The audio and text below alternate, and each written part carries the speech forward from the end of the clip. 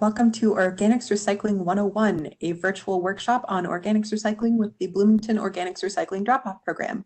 I'm so glad you could all make it. Let me introduce myself. I'm Meg Honish. I am the Minnesota Green Corps member serving at the City of Bloomington.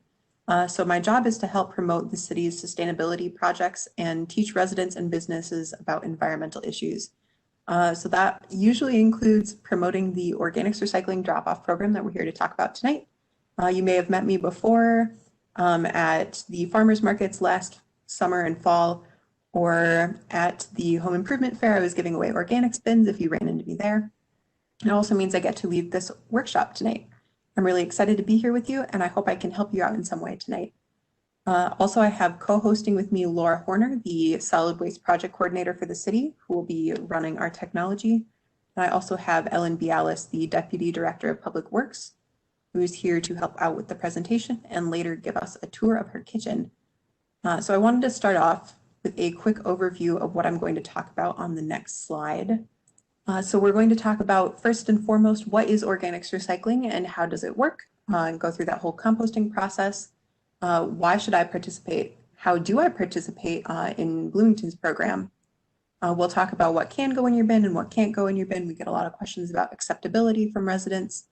So we'll make sure to go over that thoroughly. And then we'll have an opportunity to virtually tour a few expert composters' kitchens to kind of share some tips about home setup and what you can do to make organics easy and convenient for you.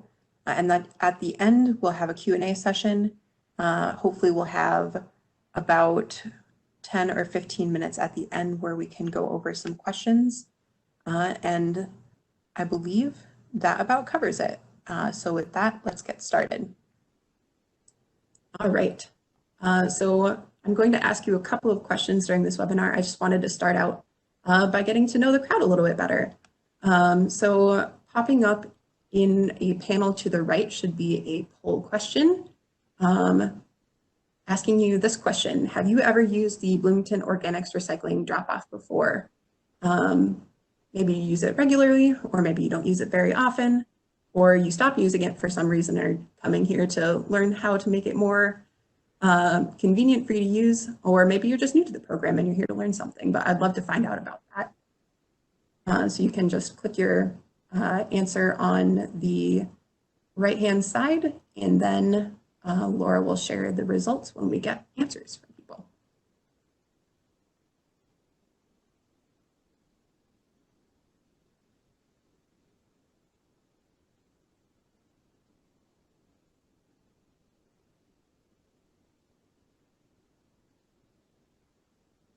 Keep it open for 10 more seconds.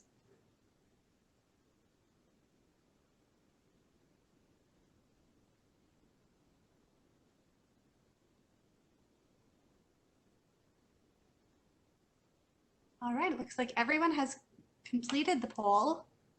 So I will share the results with you all here. Awesome. So it looks like about half of you are regular users, so welcome. I hope I can still teach you something about the program. We have a few occasional users, and it looks like about a quarter of people are new to the program, so great to have you here. I promise I have a lot of great information. And it looks like we also have a few backyard composters, maybe worm bins or a bed in the backyard. That's great. We love to see that. Thanks very much. Next slide, please.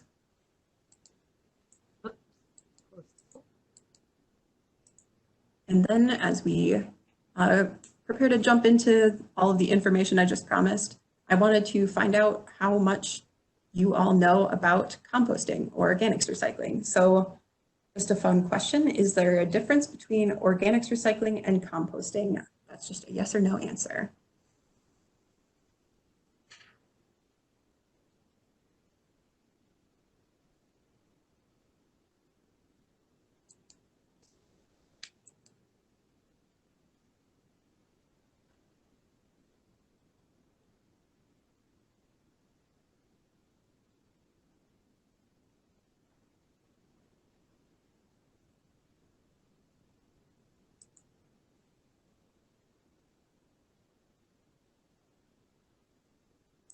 Give it a few more seconds here.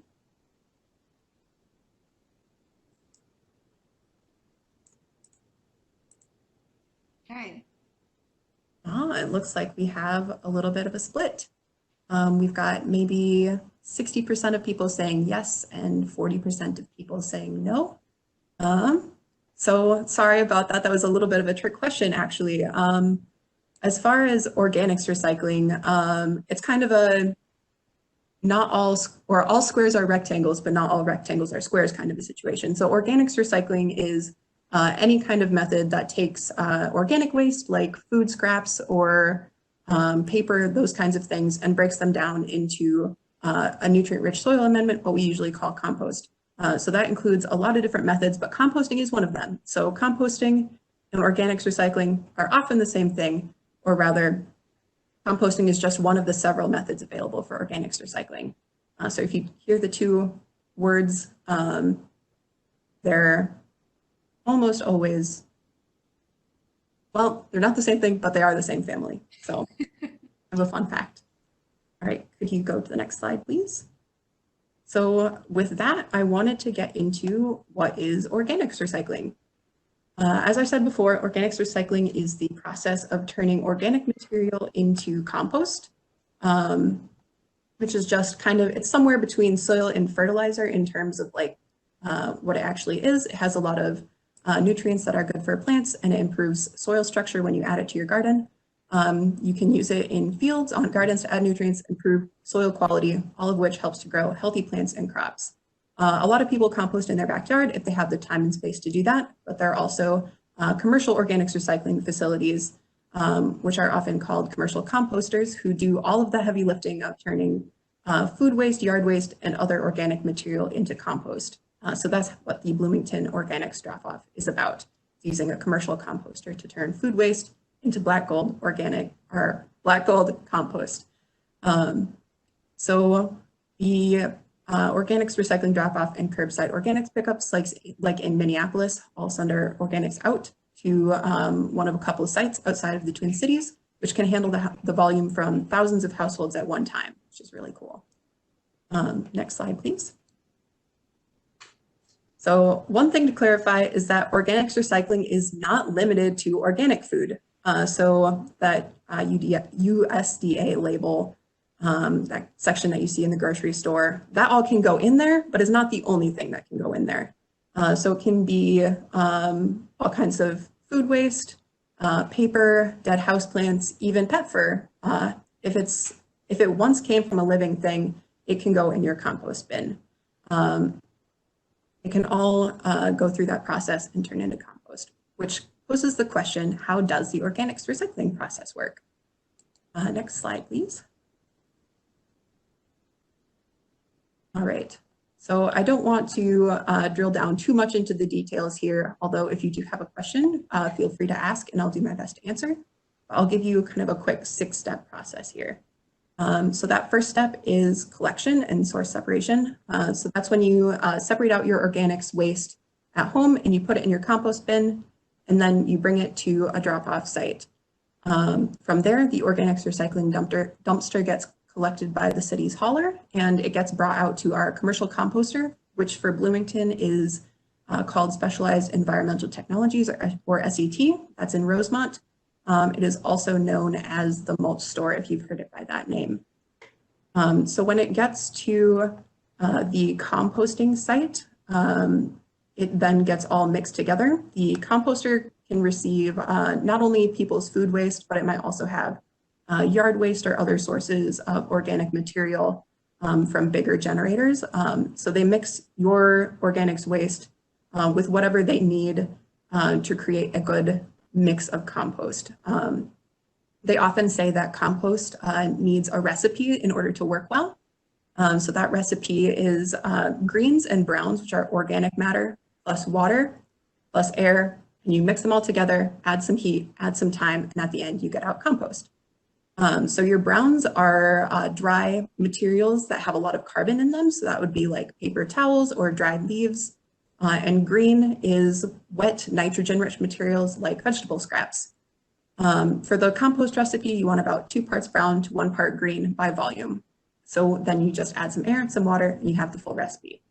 If you've ever tried to compost in your backyard, you might have realized that it's kind of a challenge sometimes to have that 2-part to 1-part ratio, but one of the great things about using the organics drop-off is that they do that at the composting site. So it's a little bit of a load off of your mind. Then the third step, after it is all mixed together, it gets stacked into a long pile called a windrow. At SET, they stack them on top of long pipes that have oxygen blowing through them, so that air part of the compost recipe. And that helps the bacteria that live in the compost pile start to munch through that organics waste. And then as they do that, they heat up and they begin to turn that food waste into compost. The composter will probably also water the pile periodically, which is kind of a funny way to say that they just kind of make sure to keep those piles moist, because those bacteria don't like to dry out either. I kind of already got into step 4, which is that ongoing composting process. That's as the bacteria begin to break it down and turn it into something that's less and less food waste-like and more soil-like. So as the bacteria begin to generate heat, it gets up to above 130 degrees Fahrenheit, and it has to stay above that temperature for a week or more to meet safety guidelines. So they keep that temperature high for a while, and as more and more of that food waste is digested, more and more of the bacteria begin to cool down, and it comes back to ambient temperature. And when it finally reaches that temperature, it can be moved off to a side location, and it does what they call a curing process, which is where it kind of just sits there and chills out for a while, and it'll stay there for about 3 months before it can be a really good quality compost. At that point, when they have something that's usable, they screen it to remove any contaminants like plastic or big pieces of wood or metal that might have gotten into the process. They get it tested to make sure that it's safe for your use, and then they bag it up. And then in the last step, it's ready to be used in another stage of life. That could be, like you could go there, you could buy a bag of compost and you could put it in your garden. A community garden could use it, but they also use it for bigger projects like lake bed restoration projects, or places where they need erosion control. Anywhere that has a good use for organic matter in the soil can use compost. It's a great way to get a new use out of that material that you put in. And Bloomington is just one of the communities in the metro area that sends organic material out for composting. We have over 1,575 residents who participate, and that contributes to literally tons of compost being produced every year, which is a really cool contribution. Before I go on, I think I see a question in the chat box. We have someone asking if we'll do a webinar about regular recycling. Possibly, but I can get into that more at the end of the webinar. Next slide, please, Ellen. All right, so now that I've spent all of that time telling you how it works, you might be wondering, why should I join? A really practical reason is that you can save money. About 1/3 of most household waste is organics. So if you think about it, you may be able to switch down to a smaller cart size. For example, the large cart size at the City of Bloomington is 90 gallons. If you subtract 30% of that, you get down to 60 gallons, which is the medium size. That costs you about $4 a month. So overall, that's about $50 a year that you can save by switching down, and it would be the same for the medium to the small. You don't pay anything extra to use the drop-off. It's always free for participants. Also, a lot of residents also do it because it's good for the environment. If we don't have to bury or burn our organic material, we're not wasting resources. We're instead recycling them, and we can improve soil health and reduce the need for synthetic fertilizers, which cost a lot of energy to create and require digging up mineral deposits to get that material. So it saves energy, it protects the environment and natural spaces, and it allows us to produce food in a sustainable local way, all of which are really, really great for the planet. Another environmental benefit, organics recycling is also really great for reducing greenhouse gases, which harm the climate. In a lot of places, organics end up in landfills where they end up breaking down without oxygen, which releases methane, which is a really powerful greenhouse gas. But in organics composting, It only releases carbon dioxide, which is much less harmful. It doesn't smell bad either, which is a nice plus. But here in Bloomington, we send most of our municipal solid waste to the Hennepin Energy Recovery Center, HERC, you may have heard of, where that all gets burned and they capture the energy from that process. So it's a little better than landfill. However, even for that process, keeping organics out of the HERC plant is good. Food waste tends to have a lot of moisture in it, those banana peels, apple cores, that kind of a thing. And that requires a lot of energy to heat it up enough to burn. So when you keep your organics out of the solid waste bin, it can run more efficiently, and we get more energy back than we would otherwise get. So that's also a plus, although it takes a little bit more explanation. Last reason you might want to join, your neighbors are doing it. There are over 1,500 Bloomington residents using the drop-offs, like I said, and it's only been 2 years after the program started. So there's a lot of room to grow, and we're getting more people signing up all the time. Residents find that it's a great way to get all the benefits of composting at home without the hassle of doing it yourself. Although, of course, we do love to see people going the extra mile to compost at home. And I know there's at least one person here who does backyard composting. So please don't stop doing that. I appreciate your efforts. Next slide, please, Ellen. All right. So if I've convinced you to join, it's not very difficult to sign up.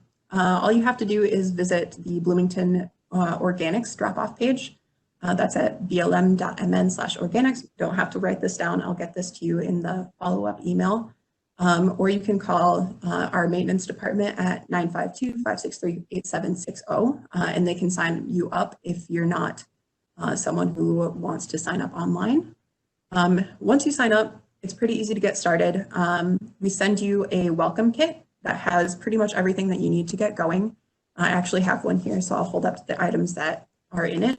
So you get a how-to brochure that explains where the different organic sites are, how to get started, what you can put in, what you can't put in, some tips about how to set up your kitchen. It's full of all sorts of good information. You also get a sticker for a compost bin that you would start in your kitchen. It looks like this. You can just slap it on your bin. It has these convenient graphics of a lot of common items that you can put in. And you get a magnet for your fridge as well that tells you that same information. So you hardly even have to look to see where it goes. And then lastly, you get 2 compostable bags that you can put in your bin. You get a small one, like a 3-gallon size. That's good for like something the size of your bathroom trash can, or like an ice cream tub that you might use to collect organic scraps. And then you get a bigger one that's the size for like a full-size kitchen trash container. That's a 13-gallon, I believe. So you have a lot of options and a lot of help getting started. And also, if you have any questions at any time, you can just contact the city at those 2 or at that number that I have listed up there. Once you have the welcome kit, you can get started collecting organic material in your home. I'll talk more about that later. And then you just bring your material to one of our drop-off sites. The city runs 2 of them. So that's the one in West Bush Lake Park. That's near shelter number 1. And then there's one in the Valley View Park parking lot next to the aquatic center. The Hennepin County Household Hazardous Waste site is also accepting organics. A lot of people don't know that this one is one of your options, but you can bring organics there. It's really close to Civic Plaza, right off I-35. I think it's on 96th Street. They do have a bit different hours than our sites do. Our sites are accessible 24/7 if you really want to, although we prefer you to bring things before 10 p.m. if at all possible, just for safety reasons. That would be what we recommend. But you can get to it anytime. Hennepin County is staffed, so it has different hours and somewhat limited availability, so you can check their website to find out when they're open. And that's it. It's not very difficult, and it's not too hard to get started either. All right, next slide, please. I just included a map here for your reference. You can see on the left side and the right side are those 2 city facilities, the one at West Bush Lake and the one at Valley View Park, kind of on either end of the city, and then right in the middle is the Hennepin County drop-off site. All right, next slide, please. All right, getting down to the nitty-gritty. One of the most common questions we get is, what is accepted, what's not accepted? So for what is accepted, the rule of thumb that you want to remember is, if it grows, it goes. That is, anything that came from a living thing can go into your compost bin with a few exceptions. So that's any and all food waste, even if it's moldy. It can be leftovers from the back of your fridge that you forgot about for 3 weeks. You can even include meat, bones, and dairy, which is something that you can't do with backyard composting. Because those piles at the industrial composting sites get so hot, they're able to break those things down in a way that you just can't get to with a backyard organics bin or backyard organics pile. You can also include non-recyclable paper, so that's napkins, paper towels, tissues, and cartons, which cannot be recycled if you have tried to do that before. Anything that has like food stains on it, you can put that in there if it's a paper product. You can also put in paper cups, plates, and bowls if they don't have like a plasticky, waxy coating on them. You can include also anything that is certified compostable, and that's really important to remember. If you see the BPI logo here at the bottom of the graphic on the slide, anything that's a compostable product that you want to put in your bin needs to have that logo. There's a lot of different products out there that say that they're compostable, but unless it has that BPI logo, our composters aren't confident that it can break down. So it needs to have that. Anything that just says like eco-friendly or biodegradable, or if it's just like green plastic, that is not guaranteed to break down. So it should not go in your into your organics bin. There's a number of other items that can go in there that are compostable, like disposable serviceware. You can put in compostable cups, plates, bowls, utensils. Anything that comes packaged with that BPI logo can go in. Even the like plastic looking cups, as long as they have that logo, can go in. And you can also include organic matter from different areas of your house, aside from your kitchen. So that can be like cotton balls and swabs from your bathroom, houseplant trimmings, hair, fingernail trimmings, tissues, basically anything that is organic matter and doesn't have plastic. All right, next slide, please. And as for what can't go into your bin, there's kind of a few broad categories of this. It seems like a lot to remember. But first of all, you don't want to put anything that would normally go in the trash, the recycling, or the yard waste. Those should go into those systems if that's where they belong. So that includes glass, metal, and office paper. And it also includes anything that won't break down and things like branches and grass clippings that should go into yard waste. And the second category would be anything that's dangerous to human health. So that would be like broken glass, chemicals, including bleach or cleaning products, and anything that's been like used to mop that up. So like paper or fabric that's been used to wipe up chemicals should not go in. You should also not include large quantities of grease or oil. You can put in something like the grease from a pizza box is fine. Something that you could mop up with a napkin, you could probably put in, but not like a whole jar of bacon grease or something like that. It tends to mess up the system a bit. And you should also not include things like pet or human waste. Those have pathogens that can sometimes survive high temperatures, so you do not want those in the compost just for safety reasons.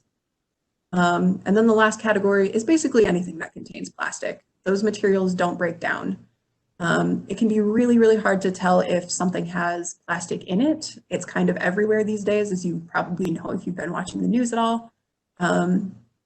Like one example that people often think is compostable, but often isn't, parchment paper. A lot of those have like a plastic silicone coating that keeps your foods from sticking, and it's food safe, but it is not able to be broken down in the compost. So that can't go in, you'd need to check. There's also a lot of fabrics that are synthetic. So when you wash them, the fibers get into your lint. So you shouldn't include dryer lint either, which you might not think of as being like a plastic waste. So unless you're absolutely sure that there's no plastic in it, don't put it in your bin. If in doubt, throw it out, we like to say. The whole process just runs a lot smoother if no contamination gets into it in the first place. Next slide, please. And what if I'm not sure? That's a lot to remember, kind of a lot to absorb. I have questions, my roommate has questions, something always comes up. So if you're really not sure, you do get those acceptability lists with the welcome kit, and you can find them on the website as well. And one of the resources that you will be able to find on our website soon, it's not up yet, is a full detailed organics acceptability list with all the do's and don'ts. So that's the screenshot on the slide here. It's like a whole 2-page list, many, many lines. If it's not on there, let us know. We should probably, like, it's not exhaustive, but it's close to it. If you can't find the answer there, or you have a burning question, you can ask us either today in the workshop, or you can give our maintenance folks a call at that number that was on the slide earlier, 952-563-8760. And again, you don't need to memorize that. I also see, I think there's a question in the chat box. Just a comment from Laura explaining that the Hennepin County drop-off site that I mentioned earlier was closed for COVID a while ago, but it has reopened with some limited hours, and it's accepting organics. If that was a question you had. All right. Okay, that's a lot of the practical details, and I just kind of want to test your intuition here. So I have an activity here that'll be another like polling thing. I'm going to hold up an item in front of the camera, which will hopefully work okay, and then you can vote on whether you think it's compostable or not compostable. So if you all are ready to go, I will start with this paper napkin. I don't know what to say about it. It's a paper napkin. You probably have had these a million times. Disposable. I would normally put it in the trash, I guess. Doesn't feel plasticky to me. What do you all think?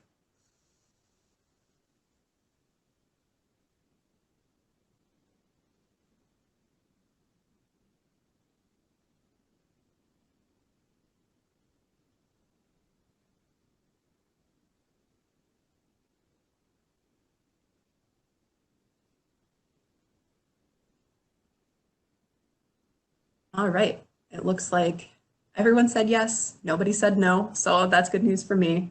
I guess I've taught you well. Yes, this would be compostable. It can go in your compost bin. It's just paper. Next item. Let me check which one is supposed to be so I don't give you the wrong answer. All right. I have an egg carton. Yes or no? I don't think this one needs more explanation.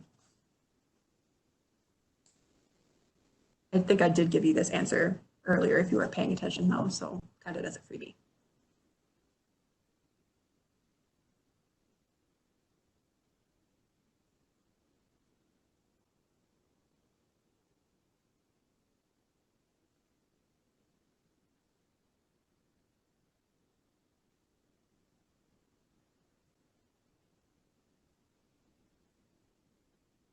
All right, it looks like most people got that one. Yes, it's compostable. It can't go in your recycling bin. It's too low grade of a paper to be recycled. So your best option is to put it in your compost bin where it can go break down into soil. That can be, like, I didn't know that egg cartons couldn't be recycled until just recently. So I am looking forward to starting to put them in my compost bin.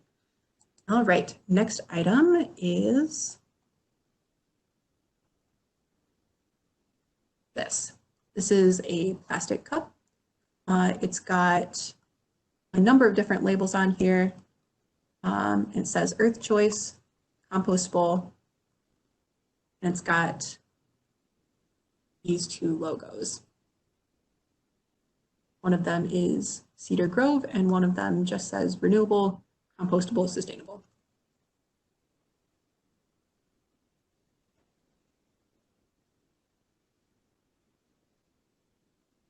It says paper cup on there, but it is a plastic one.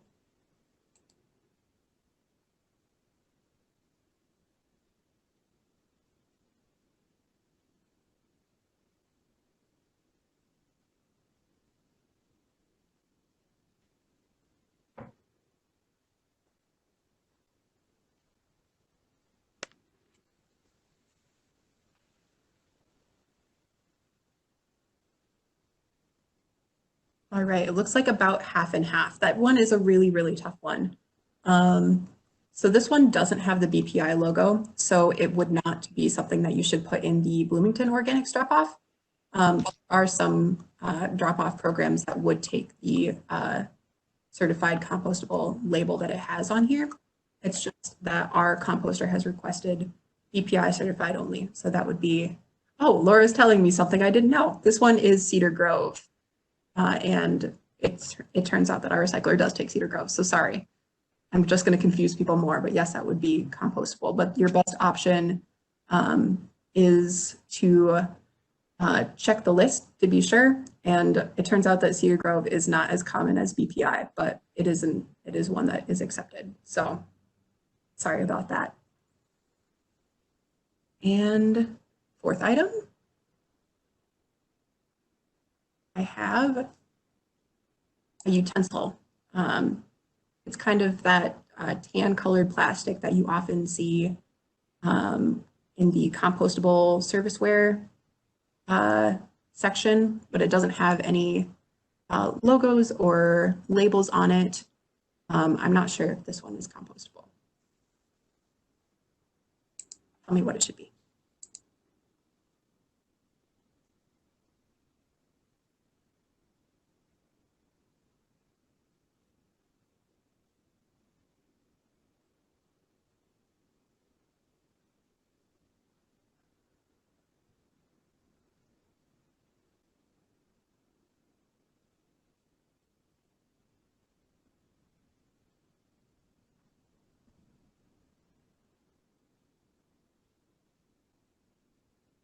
Yep, you guys are right. That is not compostable. If you don't see any of those logos, then you should assume that it's not compostable. It should go in the trash. I think somewhere in my demo box that is not within reach, I do have one that has like a compostable label on it. So you should look for that. The one that I have that is compostable has like a logo on the end of it and then on the handle as well. So that's one of the places that you should look and see. Otherwise, I think there are some that come in boxes that don't have it like stamped on them.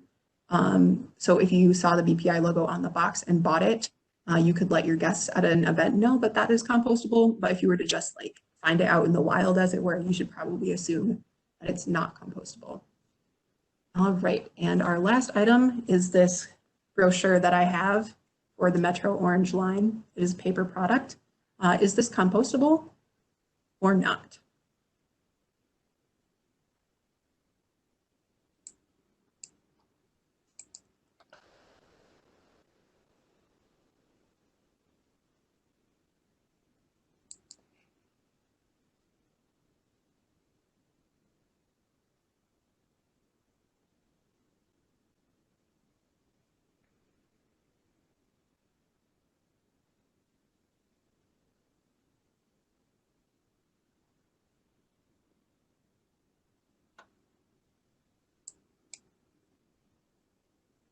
All right, you guys are on it.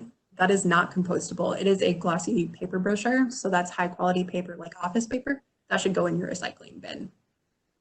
All right, that's all of the items I had for you guys. Really got it. Have to make it harder next time, so thanks for playing. Would you go to the next slide, please, Ellen?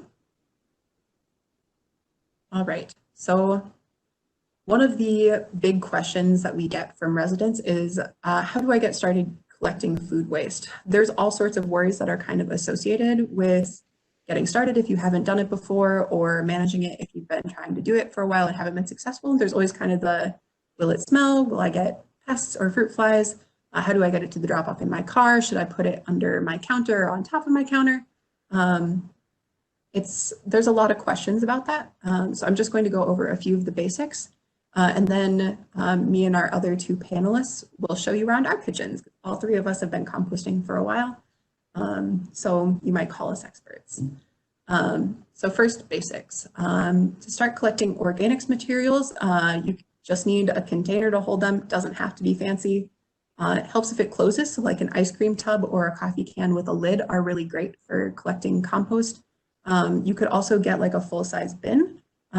Especially if your family is larger or you cook a lot, you could get something like the same size as your trash can, or you could get like a smaller trash can, and then one next to it for organics.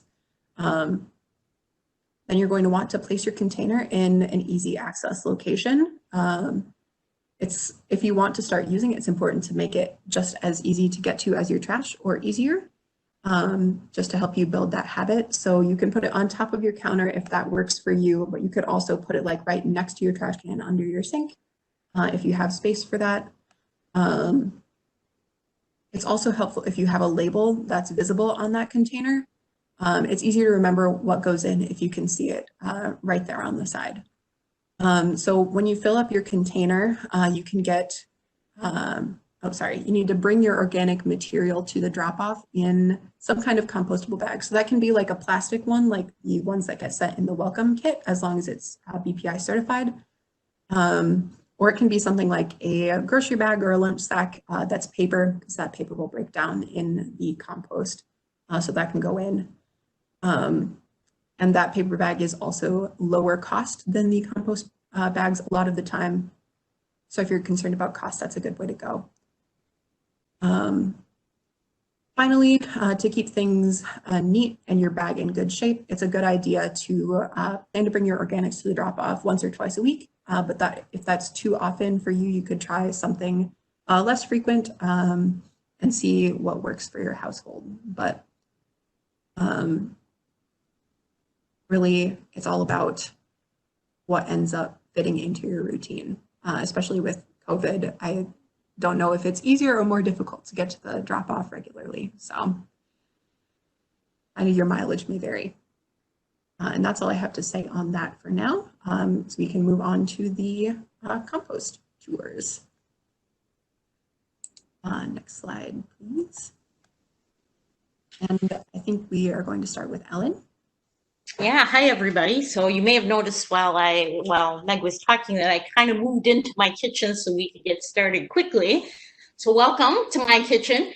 I'm a composter and have been doing it for quite a while. I live fairly close to a compost drop-off site, so it's real easy for me to collect my stuff for maybe a week or two, depending on how much food waste I make.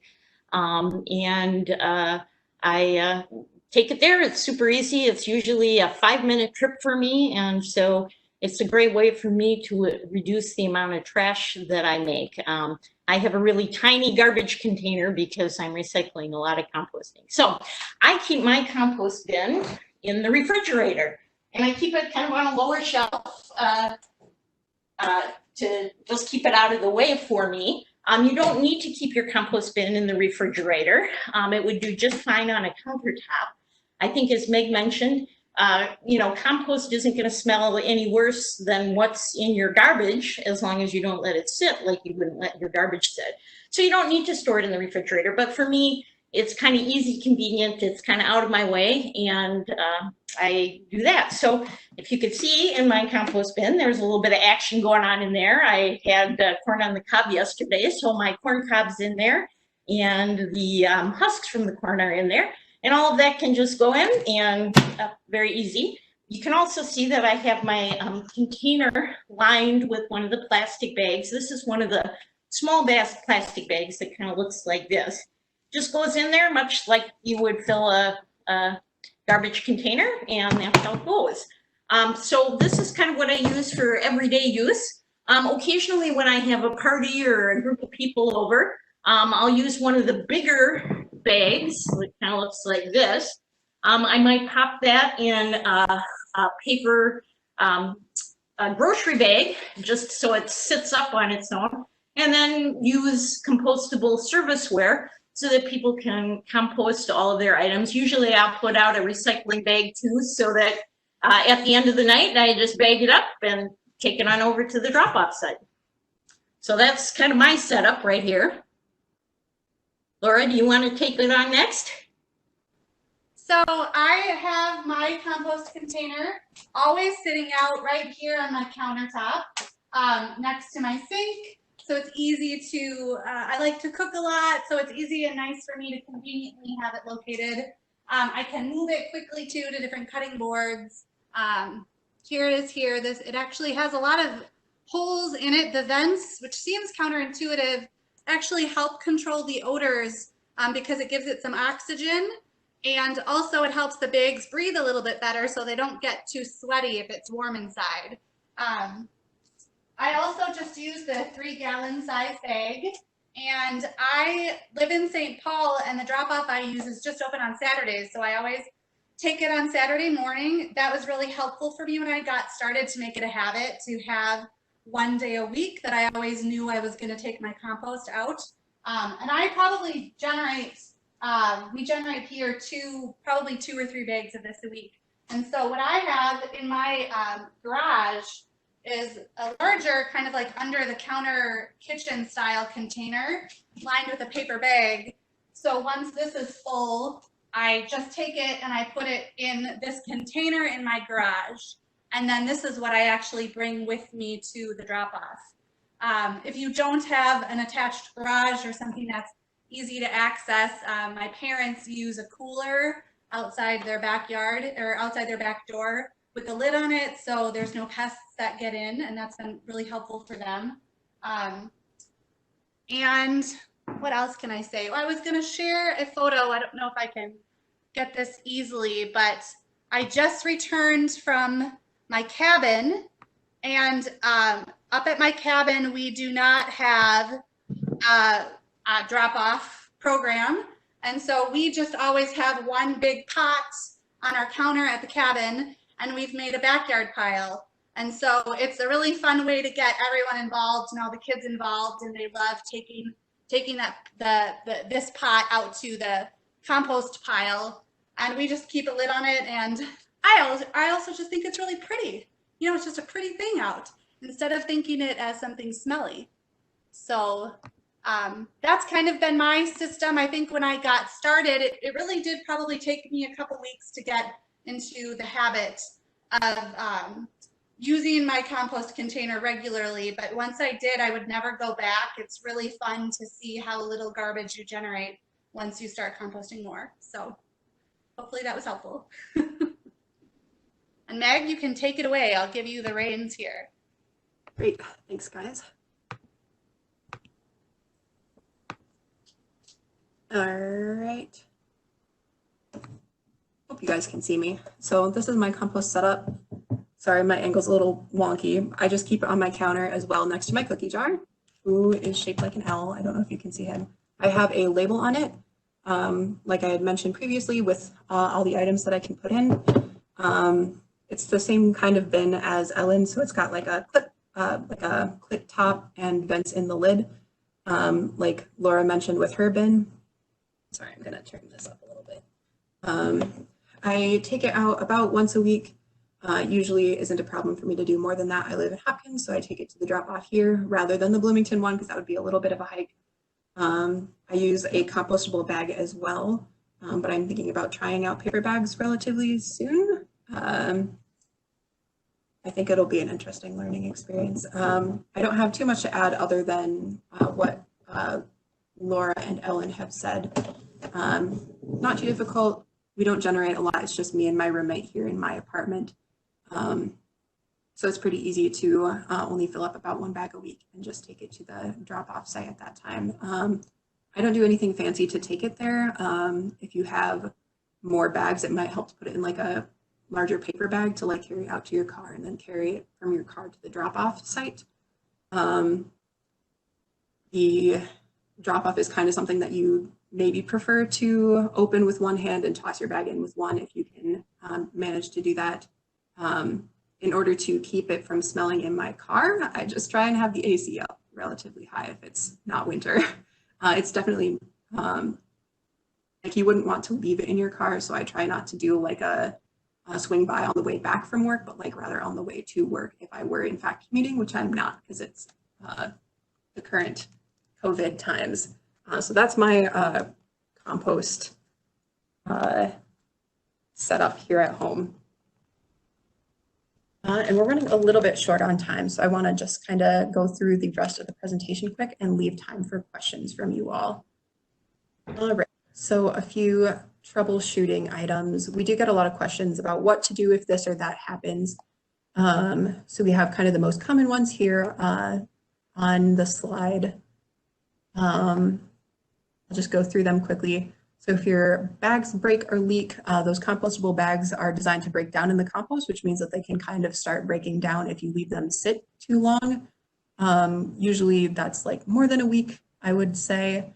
If you want them to stay in good shape while you're putting items in them, you can layer wet items on top of dry ones, like vegetable peels on top of paper towels or something like that. Or you can use an unlined bin until it's time to drop off. You can just throw your items in something like Laura's pot at her cabin, and then dump that into the bag that you're going to use to take it to the drop-off site, and take it from there. Ellen mentioned that this really isn't any more smelly than your regular trash, but some people still are concerned about that. So you can store it in your fridge or your freezer until you want to drop it off, or you can keep it under your counter to contain the smell like you would with a trash can normally, and then the store outside option, which Laura also mentioned. It seems like a lot of this has been gone over, so I won't spend too much time on it.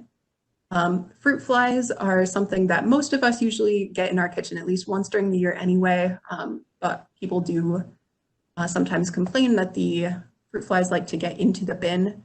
You can either try having a vented lid or a completely vented container like Laura's, or you can try something completely airtight. It kind of depends on how they're getting in.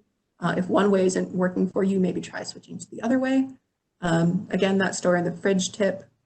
You can also try wrapping things that fruit flies really like in paper to make it harder for them to get to it. And then you can always use traps to control a problem if you do develop one. And then as far as bags being expensive, I would recommend using paper bags if you really don't want to pay for those compostable ones. But other than that, there's not a lot to be done about it. As more people begin to buy them, maybe the price will come down. So maybe encourage your friends to compost. But that's all I have for troubleshooting. I can answer more questions if you have them during the Q&A, which should be the next thing. So now I can take any questions that you might have. I think I see a few in the chat and maybe the Q&A, and then you can either type more questions or you can raise your hand and we can unmute you if you don't want to type or aren't able to. So I saw from Frederick, if I purchase compostable bags for organics drop-off, would Cedar Grove compost bags be okay? I think, Laura, that would be acceptable, right? Since Cedar Grove is another acceptable label. Yeah, BPI is the main third-party certifier of organic or of materials that would be accepted in organics recycling. Cedar Grove is one as well. They're much smaller, and they actually are, I think they're stopping that certification program, so it's just not as widely used. However, if you do have bags that use and have the Cedar Grove certification, those are acceptable as well. And I have another question. What about parchment paper and butter wrappers? I know parchment paper, unless it's specifically labeled as being like plastic free, should not be composted due to most of them having some kind of product in it. It can be really hard to tell, so my default would be no. Butter wrappers, Laura, do you have any insight on that? I haven't encountered that one before. That would be, you know, if it's shiny like a butter wrapper is, you follow the when in doubt, throw it out. If it doesn't say that it's a certified organic product, it should be put in the trash. So typically a butter wrapper has a small lining of plastic, unfortunately, and same with any waxed paper. One second that. All right, we have a third question here. When do you predict that Bloomington will pick up organics curbside? So we obviously anticipated this question because we know that you're all avid, well, hopefully now after this you all will be avid organics drop-off users, and that curbside program is obviously a more convenient way to get that material picked up curbside. We do anticipate getting a program established by 2022. And at this time, it hasn't been something that we've been able to spend as much time on as we would like to, and that we plan on as we've been negotiating our contract renewal for our garbage and recycling program. And that is about wrapped up. And once that is renewed, then we will be moving on to kind of working out the details for a curbside organics program. So there will be more to come on that. But as I said, we do anticipate having something soon by 2022.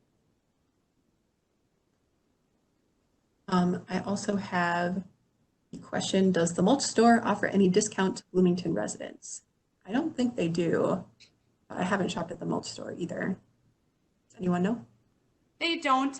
Again, at this time, we don't have any established program for a discount on purchasing compost. And maybe that's something we would consider in the future as we're contemplating a curbside program where Bloomington as a whole would be generating more compost.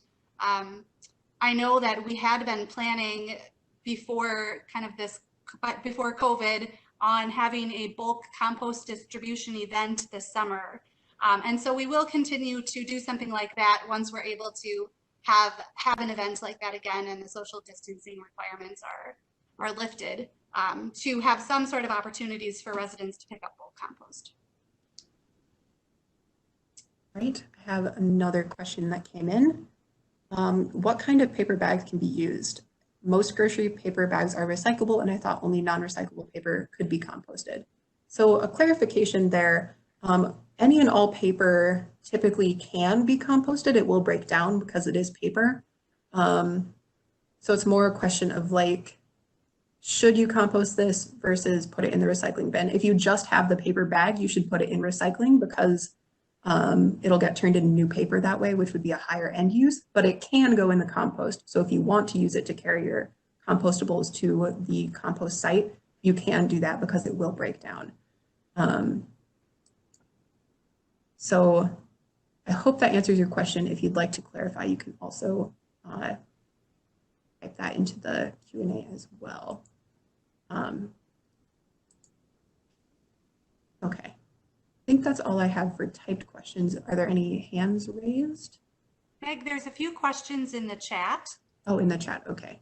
Let me go look at them. My mistake. Okay. I heard from Karen Powers, is this program cost effective for Bloomington? Are we saving money or spending more money? The budget is not my purview, so. Well, organics and recycling are not taxed, whereas garbage is taxed. So, for the city to, if we were to look at all of our material and divert some of that garbage to organics, to dispose of garbage is much more expensive than disposing of organics. The tipping fee we pay to dispose of that garbage per ton is about, I think it's about $20 more or so.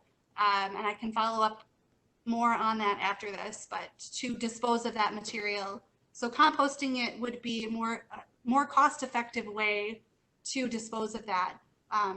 There's obviously other factors that will come into play as there will be a cost involved on collecting that material.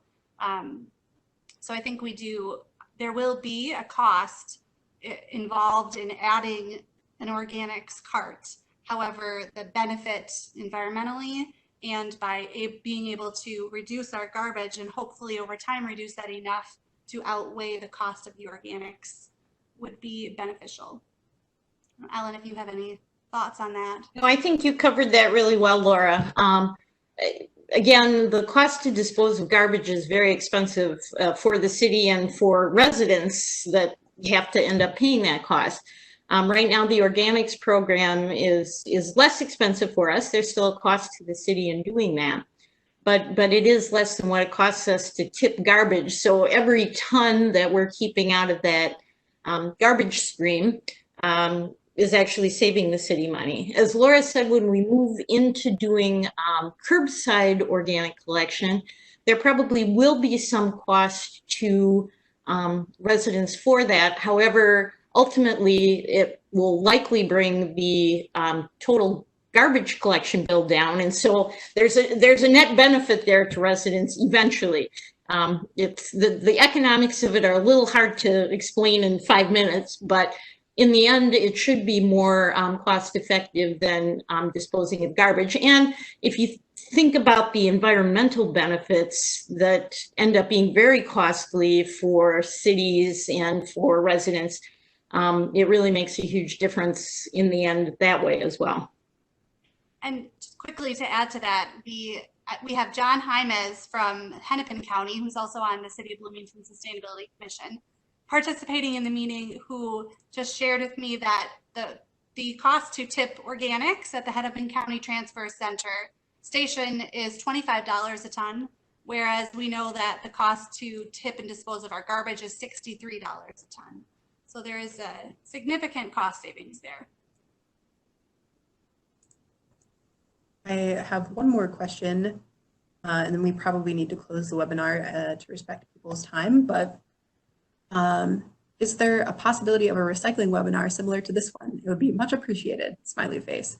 So I think it would be great if we could do one in the future. We don't have one planned at this time, but we will definitely take that into consideration when planning further events. We were really happy to see so many of you here tonight and hopefully provide some good information.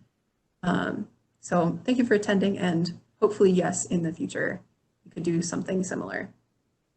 And Meg, you might want to mention you're going to be sending out a follow-up email. Oh, yes, I have one more slide and then we're done. Just with the finishing up things. Okay, so last words, I will be sending out a follow-up email, probably not tonight, but hopefully sometime tomorrow, explaining how to sign up, how to learn more, and recapping some of the resources that I provided here. If you have more questions, you can reach out to us. My email is the first one there, and hanish@bloomingtonmm.gov, and Laura's is there as well. And then that maintenance department number, which I don't expect anyone to memorize, but we'll say again, 952-563-8760. You can call them for any questions and they can point you to the right person or answer your question directly. There will be an end of event survey. If you would like to fill that out, we just really appreciate it. It helps us make our events better in the future. But also, you can get a free organics container. That's open to any Bloomington resident who attends the webinar.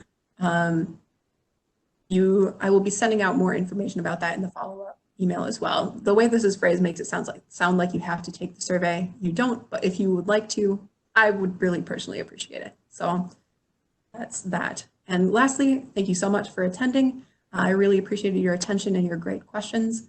And again, if you have any further questions, please feel free to reach out or reconsult this webinar later when it will be posted on the city's YouTube.